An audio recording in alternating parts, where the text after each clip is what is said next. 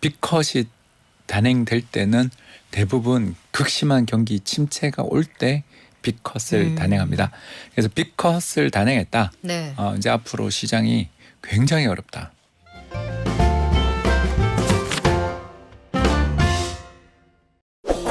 이번 연휴에 추석에 일가 친척들이 한자리에 모인다. 그럼 무슨 얘기 하실까요? 야, 밥상 차리는데 물가 장난 아니더라.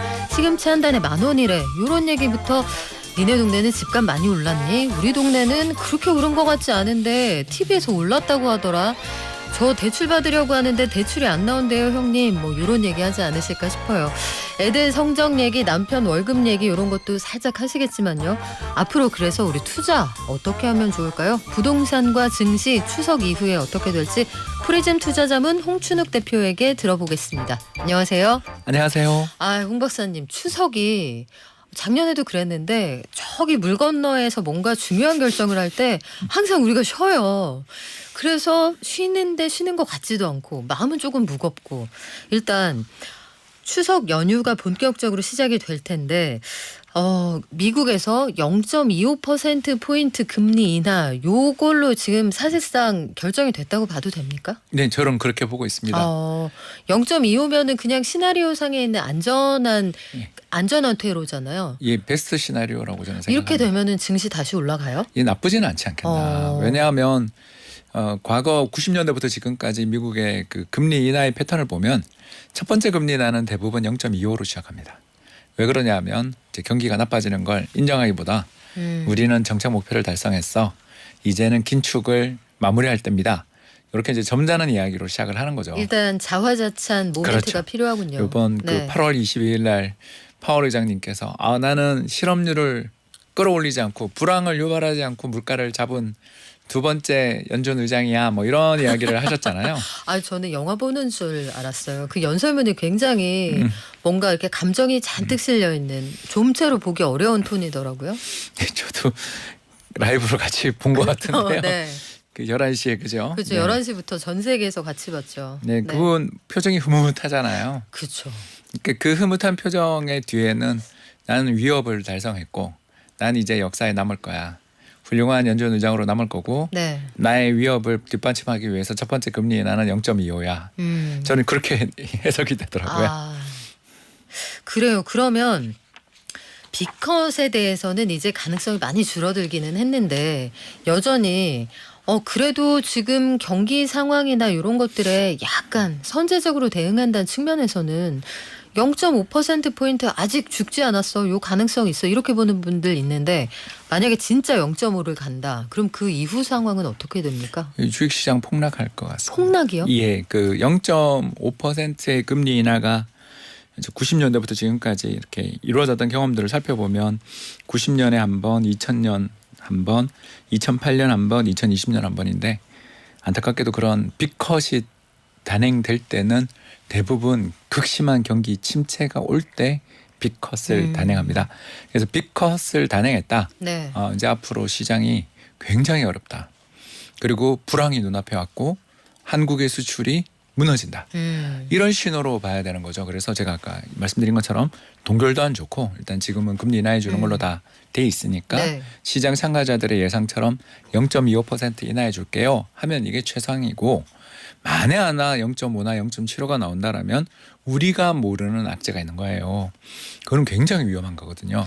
연준도 모르는 게 많아 보이는데. 그렇죠. 2020년에 그랬잖아요. 네. 그때 그 중국에서 막 전염병이 돌기 시작하고 서서히 비행기 운행량도 줄고 마스크를 써라 말아라 이거를 강요할 수 있냐 없냐 그런 논쟁을 할 때 2월 달부터 미 연준이 금리 인하 시작했던 거 혹시 기억나실 겁니다. 우리보다 그 직면한 리스크는 더 빨리 알기 때문에 우리는 그때도 사실 잘 몰랐잖아요. 그렇다면 0.5를 간다는 건 뭔가 내재된 리스크가 있다는 사인이다. 그러니까 급박하게 정보를 받은 거예요. 네. 나 이거 여기서 지금 0.5나 0.75 인하 안 하면 큰일 날 것 같아. 이런 굉장한 위기 의식이 있어야만 저는 그 정도의 빅컷이 있을 것이라고 보는 쪽인 거죠. 근데 그런 상황을 이제 가정을 해보면 저는 이제 그런 질문을 드리고 싶은데 0.5라는 사인이 시장의 알람으로 받아들여질 수 있다는 건 충분히 공감을 하거든요. IMF 때도 그렇고 금융위기 때도 그렇고 우리 다 겪어봤잖아요, 박사님. 맞습니다. 그래서 그때 생각하면 이해가 되는데 한 번 크게 놀란 다음에 한 이틀 지나서 곰곰이 생각해보면 이럴 수도 있지 않아요? 금리를 그 정도로 빠르게 내리면 어쨌든 시중에 M2 광의 통화가 쫙 풀리는 거잖아요. 예. 돈이.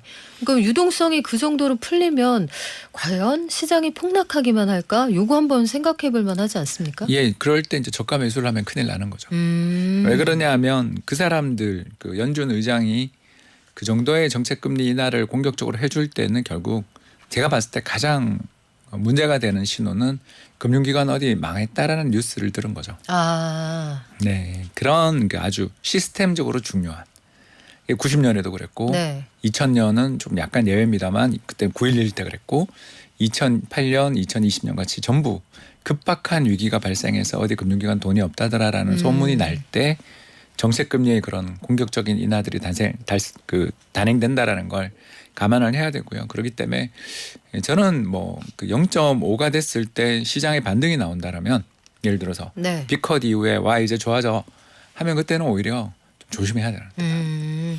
하지만 0.5 가능성 크지 않다 이렇게 보고 계시는 건데 요 질문에 답을 좀 해드리고 갈까요? 한세민 님이 지금 보이십니까 질문? 네. 홍 대표님 팬이라고 하시니까 우리 홍 대표님 직접 한번 읽어주세요. 질문 좀. 예, 환율 어떻게 보세요? 환율 낮을 때 사라 하셨는데 지금 떨어지다가 미적지근하게 유지하고 있어서 이게 낮은 지점인가 마음이 흔들립니다라고 질문을 주셨는데요. 네. 어때요? 저는 아까 0.25로 정책 금리가 완만하게 인하된다면 연말 환율 저는 앞에 1,200원도 볼 수 있지 않나. 1,200원 후반대. 예, 또 충분히 가능하다라고 보는 게 일단 우리가 한 달에 경상 흑자가 100억 불씩 나고 있습니다. 사실 외국인이 지난달에 뭐 2조를 팔았네, 3조를 팔았네 그러지만 네. 예, 한 달 경상 흑자가 110억 불 나는 나라에서 외환 수급이 안 좋아서 지금 환율이 어떻게 오르는 건 아니고 결국 글로벌 금융시장의 참가자들이 전부 미 연준 어떻게 하냐 그것만 쳐다보느라 외환시장에서 매매를 안 하고 있는 중이다. 즉 어떤 포지션으로 베팅을 안 하는 중이라고 봐야 되고요. 방향성에 대한 자신이 없다는 뜻인가요? 그렇죠. 좀 이따 하자. 다음 주에 하자. 추석 지나고 하자. 그리고 항상 또 명절 전에는 환율이 오릅니다. 왜 그러냐면 수출 기업들이 달러 팔아가지고 성과급 줘야 되니까. 성과급도 보너스 주고 하면서 줘야 뭐 되니까. 그런 네. 거래들을 잔뜩 하다가 그렇죠. 이제 지금쯤 되면 다 끝났잖아요. 그래서 이제 달러 팔자가 사라지기 때문에 그래서 설이나 추석 연휴 전에는 환율이 좀 오르고 그 뒤에는 또 빠지는 경향도 있고 그런 경향들을 우리가 생각을 해본다라면 일단 저는 만약 달러 자산을 갖다가 좀 투자를 하고 싶으신 분들이라면 지금 환율에 좀 달러를 적절하게 좀 잘 팔아놓고 그 다음에 또 우리나라 국내 시장에서 매력 있는 자산을 골라보는 것도 좋을 것 같습니다. 그래요. 아직까지는 방향성이 뚜렷하지 않은 상황이라서 요거 좀 고민을 해봐야 될 것 같은데 아니 저는 그 질문도 드려야 될 것 같아요. 지금 일본 채권 시장에서 보면 일본이 연내 금리를 한 번 더 올릴 수도 있다 이쪽에 베팅을 하는 것 같은데 일본이 금리 찔끔 올린 거 가지고도 그 난리가 났었잖아요. 지금 근데 만약에 연내에 한 번 더 금리를 올린다 그때도 우리 그렇게 발작적인 상황이 벌어질까요?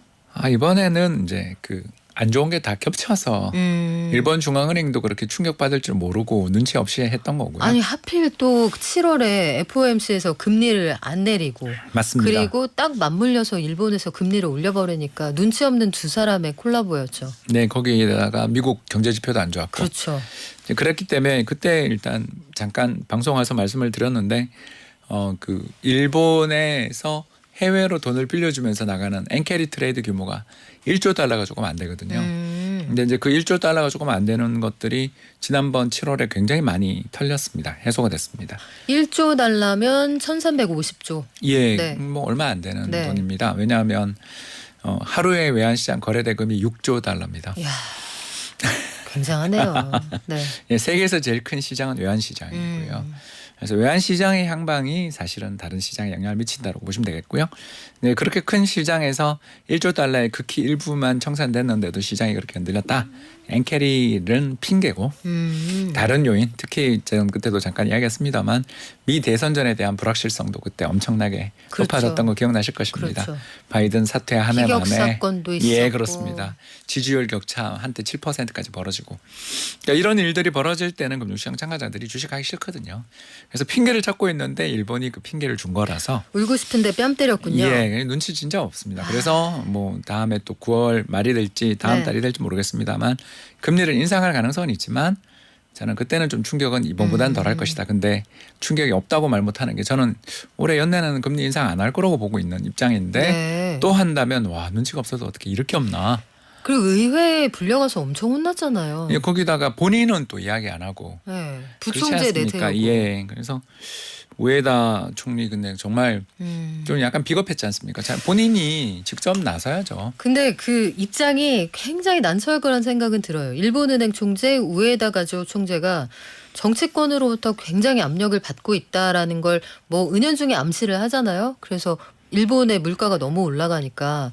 근데 그렇게 해놓고 또 의회에 불러다가 엄청 혼을 내버리니까 참 이러지도 저러지도 예, 못하겠다. 근데 이제 그런 강단을 2000년 8월에 지금으로부터 24년 네. 전에 동경대 교수 재직 시절에는 당당하게 금리 인상하면 안 돼요라고 말하던 그 혈기방장한 청년 우에다 총재는 어디로 가고 이렇게 정치권 눈치만 보는 사람이 남은 거 보면서 저한테 이 사람 좋아했거든요. 네, 지금은 안 좋아하시나 봐요. 지금은 뭐 완전히 이제 없는 사람이죠. 사랑이 예, 없는 변했군요. 사람이죠. 이제 네.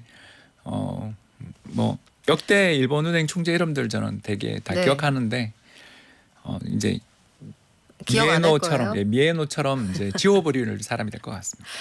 사랑이 변했군요. 그렇습니다. 그래요. 일본의 금리 방향이 글로벌 금융시장에 워낙 큰 영향을 미치고 있는 와중이라 한번 점검을 했는데 사실 우리가 제일 궁금한 건 미국 찍고 일본 찍고 그래서 우리는 어떻게 할 거냐 이 부분이에요. 한국은행이 지금 실기했다 이렇게 주장하는 쪽도 있고 정부 특히 대통령실에서는 아주 이례적으로 아쉽다 안타깝다 이런 입장이 나오기도 했는데 한국은행은 다음번에 어떻게 할 것 같습니까? 금리를 인하해야 된다고 보는데 인하 안 하기 위해서 명분을 만들고 있어서 불확실해지고 다음번에도 안 있습니다. 한다? 이번에 나온 또 네. 보고서들 몇 편을 보는데 네. 요새 한국은행에서 나오는 흥미로운 보고서들을 읽으면서 느끼는 게 한국은행이 금리 인하하기 싫어하는구나를 절절하게 느낄 수 있어서 저는 일단 10월 달에 해야 된다고 보는 입장입니다만 또 틀릴 수도 있겠구나. 저는 거의 100% 내린다고 봤는데 입장이 다르시군요. 일단 부동산 시장에 대해서 막 버블 리스크 이런 거 경고도 엄청나게 네. 하고요. 또 최근에 학군 문제 갑자기 그것도 이야기하시고 서울대 그 예. 지역 할당제하자. 지역 할당제도 네. 나오고 뭐 또 경기의 양극화 문제에 대한 보고서도 나오는 걸 보면 네. 한국은행 내에서는 총재님 부동산 시장 버블이 있을 때는 금리 인하하면 큰일 나고 우리가 역사의 죄인이 돼요 라고 주장을 하는 스태프들이 꽤 있구나. 네. 그거에 대해서 또 하는 총재님도 약간은 동조하는구나. 그러나 2분기 성장률 지표도 너무 안 좋았고 특히 최근에 나오고 있는 가계대출 관련 여러 가지 통계를 보고 있으면 특히 이금융권 문제들 몇 번 말씀드린 그렇죠. 것처럼 대출 회수까지 지금 진행 중인데 거기다가 지금 지방의 부동산 PF 문제 네. 더 심화되고 있는 중인데 여기서 금리를 또 동결한다면 저는 좀 실수가 되지 않겠나 보는 입장입니다. 그래요. 한국은행의 입장이 저는 미국 금리 내리면 충분히 그 내릴 만한 조건이 형성됐다고 판단할 거라고 생각했는데 홍 박사님 다른 의견을 주셨어요. 아니요, 뭐 그 최근 보고서 지무가 그러니까 내려야 특히 어제 나온, 한다와 예. 내릴 것 같다는 다른 얘기니까. 그렇죠. 내려야 그렇죠. 한다는 아닌 것 같아요. 음. 그 내부 보고서의 뉘앙스, 특히 어제 나온 그 무슨 그 분기 말에 나오는 네. 아무튼 보고서가 있는데 이름이 갑자기 기억이 안 나는데요. 그 보고서에서 부동산 관련해서 엄청나게 길게 할애하는 거 보고서 사실 주식시장의 참가자들이나 금융시장의 참가자들 입장에서 볼 때 경제 성장률이랑 물가 보면 되지 아니면 그 다음은 대출 증가율 네. 정도 보면 되지 왜 특정 지역 부동산 가격 가지고 저렇게 심각하게 그 분석을 하는가 하는 걸 보면 결국 그 2021년 8월 전 세계에서 가장 먼저 금리를 인상했던 중앙은행 중에 하나였잖아요. 그렇죠. 예, 그리고 이제 부동산 시장에 존재하던 버블을 꺾었던 주역이기도 하니까 이제 그때 했던 정책들을 복귀하면서 최대한 좀 금리가 부동산 시장에 미치는 충격들을 걱정을 하고 있는 그런 태도인 걸로 보여집니다.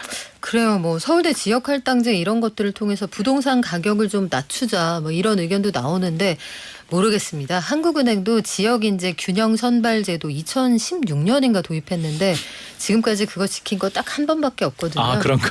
네, 그래서 한국은행부터 지역 균형 그 인재 선발하고 그렇게 얘기했으면 어떨까 싶은데 우리 부동산 얘기도 좀 해볼까요? 9월 들어서 정부에서 가계부채 관리를 강화하고 있습니다. DSR 규제 강화된 건 다 알고 있고 창구에 가도 대출이 안 된다 이런 얘기 나오는데 이렇게 되면은 부동산 가격이 진짜 하락합니까? 아니요. 아니다. 예. 이거 정부가 들으면 되게 섭섭하겠는데요. 예. 근데 이제 정부 네. 입장에서는 이걸로 안정된다라는 말을 해야 하는 입장인 거죠. 그래서 아까 우에다 총재 이야기한 것처럼 네. 정치적으로 볼 때 그런 이야기를 해야 되는 힘든 입장인 거죠. 대출 규제 정책은 기본적으로 부동산 시장에 미치는 영향력이 매우 적고 특히 후행적입니다. 그러니까 무슨 말이냐면 집값이 오르고 대출이 느는 거지. 대출이 늘고 집값이 느는가에 대해 집값이 오르는가에 대해서 검증을 해보면 반대입니다. 집값이 오르고 대출이 늡니다. 그렇죠. 예, 그렇기 네. 때문에 대출을 억제한다고 해서 집값이 잡힌다라는 인과관계는 성립하지 않고 실제로 2018년 그때 이제 문재인 정부 당시에 구입 9.13 대책, 네. 2018년 9.13 대책을 전후한 정책 확대를 가지고서 국토연구원에서 조사한 연구 보고서 자료를 보면 흥미로운 게 규제가 딱 발표되면 그 규제 대상 지역의 부동산 가격 탄력도 일단 높고요. 효과가 없고요. 투기 과열 주거가 되거나 하면 사실상 대출이 불가능해지는 그렇죠. 가격들이 되잖아요. 거기다가 주변의 지역으로 풍선 효과가 폭발적으로 늘어납니다. 그리고 그 두 지역을 제외한 나머지 지역들은 영향이 없어요. 아, 그렇습니까? 그러니까 결국 LTV, DTI 규제를 엄청나게 강화하고 심지어 그때 15억 이상은 아예 대출도 대출 안 금지시키다. 해줬죠. 문재인 정부 당시에. 예, 그때 이제 네. 2019년에 그랬는데 이제 이런 정책들을 펼칠 때 효과를 검증한 보고서들을 보면 부동산 관련돼서 담보대출 규제가 심리에 좀 영향을 미칠 수는 있을지 모르지만 실질적인 돈을 빌려서 대출을 받고 하는 과정에 대해서는 거의 1도 영향이 없고 오히려 부작용만 큰 걸 발견할 수가 있는 거고요. 결국 부동산을 정말 특정 지역 그렇게 부동산을 잡고 싶다면 이제 전국 부동산 시장 어떻게 되든 나몰라라 하고 금리를 크게 인상을 하던가 아니면 세금을 엄청 세게 야. 때리던가 아니면 경기가 네. 나빠지던가 이렇게 돼야 되는 거지. 거기에 그 특정 지역에 대한 대출 규제는 주변으로의 주택가격 상승의 확산만 네. 유발할 뿐이라는 게 그 보고서의 결론입니다.